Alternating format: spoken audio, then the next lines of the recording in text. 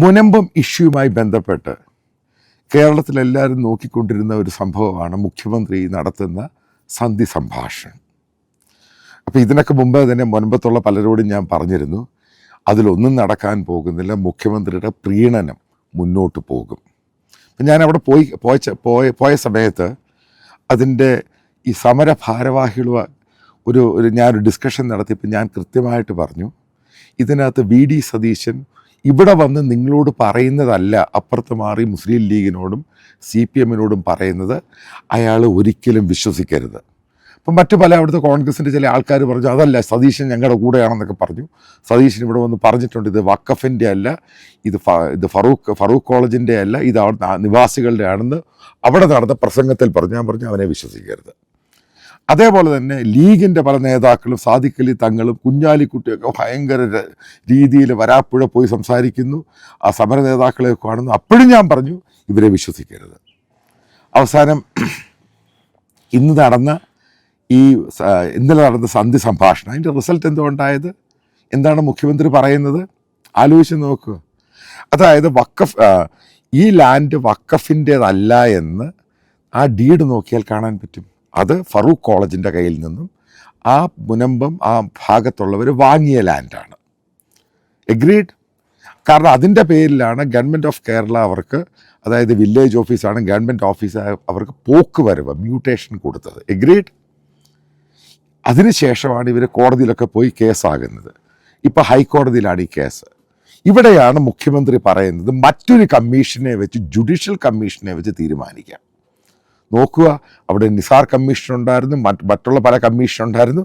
ഈ judicial commission ഒരു report കൊണ്ടുവന്നു എന്ന് വിചാരിക്കുക. അത് നിങ്ങൾ ഉദ്ദേശിക്കുന്ന സമയമല്ല, ചിലപ്പോൾ 2 വർഷമോ 3 വർഷമോ ചിലപ്പോൾ 4 വർഷം 5 വർഷം. ഇപ്പോൾ കമ്മീഷനെ കൂടെ ഒറ്റ ഉദ്ദേശമേ ഉള്ളൂ, അവിടെ ആ സമരം നിർത്തുക. അത് മാത്രമേ ഉള്ളൂ, അല്ലാതെ വേറൊന്നുമില്ല. കാരണം ഞാൻ പല കമ്മീഷനിലും പോയിട്ട് ഞാൻ വിറ്റ്നസ് ആയിട്ട് പലതും കൊടുത്തിട്ടുണ്ട്. നിങ്ങൾ കേട്ട് കാണും, ജസ്റ്റിസ് വെങ്കട്സ്വാമി കമ്മീഷൻ. അത് കഴിഞ്ഞാൽ കമ്മീഷന് വേറൊരാൾ വന്നു, മറ്റൊരാൾ വന്നു. ഇന്ന് വരെ കമ്മീഷൻ റിപ്പോർട്ട് പുറത്തു വന്നിട്ടില്ല. അതേപോലെ ഈ കമ്മീഷൻ എന്ന് പറയുന്ന സംഭവം, അതായത് എസെൻഷ്യലായിട്ട് അവിടെ ജനങ്ങൾക്ക് ആവശ്യമുള്ളത് അവരുടെ ലാൻഡ് ക്രയവിക്രയം ചെയ്യണം, അവർക്ക് ലോൺ എടുക്കണം, അത് ചെയ്യണം, ഇത് ചെയ്യണം. കാരണം അവരുടെ ജീവിതത്തിൻ്റെ പരിപാടിയാണ്. ഇവിടെ മുഖ്യമന്ത്രി പറഞ്ഞിരിക്കുന്നു ഒഴിഞ്ഞു മാറി. അതേപോലെ തന്നെ മുസ്ലിം വിഭാഗത്തിന് പ്രീണനം നടത്തി കൊടുത്തു. ലീഗിനും സമസ്തയ്ക്കും കോൺഗ്രസ് പാർട്ടിക്കും ഇതാണ് ഉണ്ടായത്.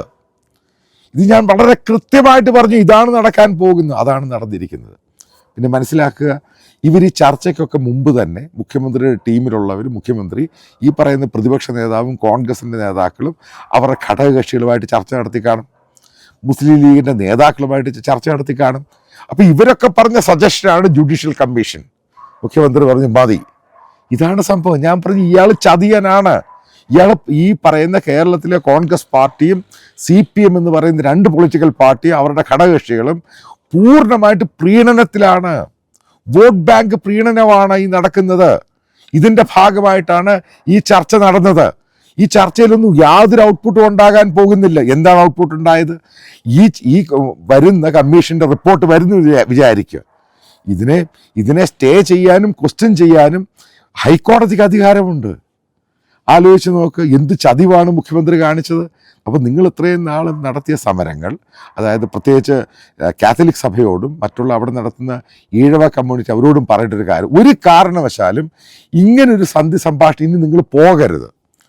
ഗവൺമെൻറ് പൂർണ്ണമായിട്ടും ഇത് വഖഫ് ലാൻഡ് അല്ല, ഇതവിടെ താമസിക്കുന്നവരുടെ ലാൻഡാണെന്ന് ഒഫീഷ്യൽ ഡിക്ലറേഷൻ ചെയ്ത് അത് പാസ്സാക്കിയതിന് ശേഷം മാത്രമേ നിങ്ങൾ ഇവരുമായിട്ട് ഫർദർ നെഗോഷിയേറ്റ് ചെയ്യാൻ പാടുള്ളൂ. കാരണം നിങ്ങളുടെ ഭാഗത്താണ് പൂർണ്ണമായിട്ടുള്ള സത്യം. അവിടെ കുഞ്ഞാലിക്കുട്ടി കളിക്കുന്നതും സാദിഖ് അലി കളിക്കുന്നതും ലീഗ് കളിക്കുന്നതും സമസ്ത കളിക്കുന്നതും ഗെയിം വേറെയാണ്. കൃത്യമായിട്ട് പറയാം, ഗെയിം വേറെയാണ്. അപ്പോൾ ഇവിടെ ഒരുമിച്ച് നിൽക്കേണ്ടത് നിങ്ങളുടെ അവിടെ തിരഞ്ഞെടുക്കപ്പെട്ട MLA ആണെങ്കിലും MP ആണെങ്കിലും കേരളത്തിലെ പല MPമാരും ഇവരോട് ആവശ്യപ്പെടേണ്ടത്, അതായത് വഖഫിൻ്റെ ബില്ല് ഇന്ത്യൻ പാർലമെൻറ്റിൽ വീണ്ടും അവതരിപ്പിക്കുമ്പോൾ അതിനെ അനുകൂലിക്കുവാൻ വേണ്ടി നിങ്ങൾ ആവശ്യപ്പെടണം. അല്ലെങ്കിൽ ഈ ഇഷ്യൂ മാറത്തില്ല. ഇത് നിങ്ങൾ ഉദ്ദേശിക്കുന്ന പോലെ ഇവരെ കണ്ടീഷണൽ സപ്പോർട്ട് എന്നുള്ള രീതിയിലാണ് ലീഗിൻ്റെ ചില നേതാക്കൾ പറയുന്നത്. ഒരു റാഫി ചാലി എന്ന് പറഞ്ഞൊരു വിഡ്ഢി, ഒരു പമ്പര വിഡ്ഢി, അയാൾ ഇടയ്ക്കിടയ്ക്ക് എന്നെ പറ്റി അതൊക്കെ പറയാറുണ്ട്. ഒരു ഭൂലോക ഇഡിയറ്റാ അവൻ, അവരുടെ ഒരു ബുദ്ധിജീവിയാണ്. അവനെന്താ പറയുന്നത്? വഖഫിൻ്റെ ഇഷ്യൂവിൽ ഇത് മാറത്തില്ല. ഇത് പാർലമെൻറ്റ് ബില്ല് കൊണ്ടുവന്ന് പാസ്സാക്കിയാൽ മാത്രമേ ഇതിന് പരിഹാരമുണ്ടാവുകയുള്ളൂ. അല്ലെങ്കിൽ കേരള ഗവൺമെൻറ് ഈ വഖഫ് എന്ന് പറഞ്ഞ ബോർഡ് പിരിച്ചുവിടണം. ഇതിന് യാതൊരു പ്രാധാന്യമില്ല. ഈ പറയുന്ന ലാൻഡ് അവരുടെ താമസിക്കുന്നവരുടേതാണെന്ന് ഗവൺമെൻറ് ഒഫീഷ്യലി ഡിക്ലെയർ ചെയ്യണം. റവന്യൂ ഡിക്ലറേഷൻ ഉണ്ടാകണം. അത് കേരള നിയമസഭയിൽ പാസ്സാക്കണമെങ്കിൽ പാസ്സാക്കിയെടുക്കണം, അല്ലെങ്കിൽ ഓർഡിനൻസ് ഇറക്കണം. അല്ലാതെ ഇതിന് പരിഹാരമില്ല. ഞാൻ പറയുന്നത് കേൾക്ക്. എനിക്ക് ഈ പറയുന്ന ഈ കേസുകൾ ഇങ്ങനെ പലതും ഞാൻ റിപ്പോർട്ട് ചെയ്തിട്ടുണ്ട്. അപ്പം എനിക്കിൻ്റെ വശങ്ങൾ അറിയാം. ഗവൺമെൻറ് എന്ന് പറയുന്നത് ഇപ്പോഴൊരു വെടിനിർത്തൽ മാത്രമാണ് ഉദ്ദേശിക്കുന്നത്. അവർക്കറിയാം അവർക്ക് ഇതൊന്നും ചെയ്ത് ഇത് വല്ലാത്ത രീതി കുഴഞ്ഞു കിടക്കുക. കാരണം ചില കേസുകൾ ഹൈക്കോടതി കിടക്കുന്നു, ചിലത് വഖഫ് ബോർഡ് എന്ന് ഒരു ഇന്ത്യൻ കോൺസ്റ്റിറ്റ്യൂഷന് മുകളിലിരിക്കുന്ന ബോഡിയാണെന്ന് അവർ പറയുന്നത്. എന്തുകൊണ്ടാണ് ലീഗ് ഈ ഗെയിം കളിക്കുന്നത് നിങ്ങൾക്ക് അറിയാം? പ്രധാനമായിട്ടും കാരണം ലീഗിൻ്റെ ആൾക്കാരാണ് വഖഫിൻ്റെ ഈ കച്ചവടക്കാർ മുഴുവനും. ഇതാണ് പ്രാധാന്യം. ഇപ്പം ലീഗിനെ പിണക്കാൻ കോൺഗ്രസിനെ കൊണ്ട് കഴിയില്ല. അതുകൊണ്ട് ഞാൻ സതീശൻ്റെ കാര്യം പറഞ്ഞ്, സതീശനെ ഈ കാര്യത്തിൽ കോൺഗ്രസിൻ്റെ ഒരു നേതാക്കളെ ഈ കാര്യത്തിൽ വിശ്വസിക്കാൻ കൊള്ളുന്നവരല്ല ഇവരൊന്നും. കാരണം അവർക്കിതെല്ലാം വോട്ട് അടുത്ത പ്രാവശ്യം മുഖ്യമന്ത്രിയായിട്ട് വരുവാൻ വേണ്ടി ഷർട്ടും തുന്നിയിരിക്കുന്ന ആളാണ് സതീശൻ. ആലോചിച്ച് നോക്കുക, പിണറായിക്ക് ഒരു കാരണവശാലും മുസ്ലിം വോട്ടുകൾ പിന്മാറാൻ പാടില്ല. ഈ ഒരു സാഹചര്യത്തിലാണ് നിങ്ങൾ നേരിടുന്നത്. ഇവിടെ നിങ്ങളെ സപ്പോർട്ട് ചെയ്യാൻ BJP മാത്രമേ ഉള്ളൂ. Unconditional support. ആലോചിച്ചു, കണ്ടീഷണൽ സപ്പോർട്ടും അൺകണ്ടീഷണൽ സപ്പോർട്ടും വ്യത്യാസമുണ്ട്. നേരത്തെ ജോ ബൈഡൻ, കമല ഹാരിസ് ഇസ്രായേലിന് കൊടുത്ത കണ്ടീഷണൽ സപ്പോർട്ടാണ്. അതിനുശേഷമാണ് അവർക്ക് മനസ്സിലായത് അവർ തോൽക്കാൻ പോവുകയാണ്. പിന്നീട് അവർ അൺകണ്ടീഷണൽ സപ്പോർട്ടിലോട്ട് പോയി. ഇവിടെ അൺകണ്ടീഷണൽ സപ്പോർട്ടാണ് ആവശ്യം. കണ്ടീഷൻ വെച്ചുള്ള സപ്പോർട്ടാണ് ലീഗും കോൺഗ്രസ് പാർട്ടിയും ഇടതുപക്ഷവും നോക്കുന്നത്. ആ കണ്ടീഷണൽ സപ്പോർട്ടിൽ ഒരു കാരണവശാലും മുനമ്പത്ത് ജീവിക്കുന്നവർക്ക് അവരുടെ ലാൻഡ് കിട്ടില്ല. ഈ പറയുന്ന കണ്ടീഷണൽ രീതിയിലുള്ള വഖഫിൻ്റെ ലാൻഡ് നിങ്ങൾക്ക് ഉപയോഗിക്കുന്നത് ചുമ്മാതാണ്. ഇത് ഇൻ ഫ്യൂച്ചറിൽ വലിയ ഇഷ്യൂ ഉണ്ടാകും. ഉറപ്പായിട്ട് ഞാൻ പറയും ഇഷ്യൂ ഉണ്ടാകും. ഇവിടെയാണ് കോൺക്രീറ്റ് ആയിട്ടുള്ള ഡിസിഷൻ പിണറായി വിജയൻ ഗവൺമെൻറ് എടുത്തില്ല എങ്കിൽ അവിടെയുള്ള ജനവിഭാഗങ്ങളും അവരെ സപ്പോർട്ട് ചെയ്യുന്ന കേരളത്തിലെ ക്രൈസ്തവ വിഭാഗങ്ങളും ഹൈന്ദവ വിഭാഗങ്ങളും ഒരുമിച്ച് നിൽക്കണം. ഇത് ഈ മുനമ്പെന്ന് പറയുന്ന മറ്റൊരു ഗാസയും മറ്റൊരു ലെബനനും ആക്കാൻ ശ്രമിക്കുകയാണ് ഇവർ. അതിന് സപ്പോർട്ട് ചെയ്യുകയാണ് കോൺഗ്രസും LDFും. ഇത് മറക്കണ്ട, ഇത് ഒരിക്കലും മറക്കരുത്.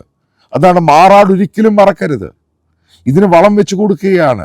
ഇതിനെ പൂർണ്ണമായിട്ടും ഒരു ഇന്ത്യൻ കോൺസ്റ്റിറ്റ്യുവൻസിക്ക് ഭരണഘടനയ്ക്ക് അനുസരിച്ച് പോകുന്ന രീതിയിലുള്ള തീരുമാനം ഉണ്ടാകണം. അതായത് പാർലമെൻറ്റിൽ ഈ ബില്ല് പാസ്സാകണം. എന്നാൽ മാത്രമേ ഇതിനൊരു പരിഹാരം ഉണ്ടാവുകയുള്ളൂ. കൃത്യമായിട്ടങ്ങ് പറയാം.